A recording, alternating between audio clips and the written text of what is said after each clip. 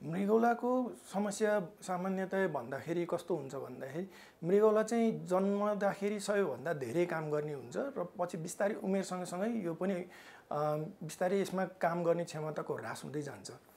अब तर यसमा प्रेसर ब्लड प्रेसर उच्च रक्तचाप भएको बिरामीहरू र मधुमेहको बिरामीहरूमा चाहिँ यसमा चाहिँ चाँडै समस्या आइपर्छ। प्रेसर बढी भयो या त डायबिटिजमा चाहिँ प्रोटिनहरू लिक हुन थाल्यो भने त्यसले गर्दा बिस्तारै बिस्तारै किडनीको काम गर्ने क्षमतालाई कम गर्दै गर्दै लगेर चाहिँ यसमा समस्या हुने हो।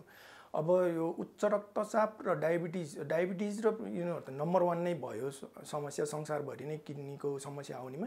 त्यो बाहेक ग्लोमेरुलोनेफ्राइटिस भन्छ जसमा चाहिँ किडनीमा प्रोटिन जाने समस्या जुन चाहिँ बातको रोगहरूले प्रायः जस्तो इम्युन सिस्टमको समस्या भएर हुने रोग हुन्छ।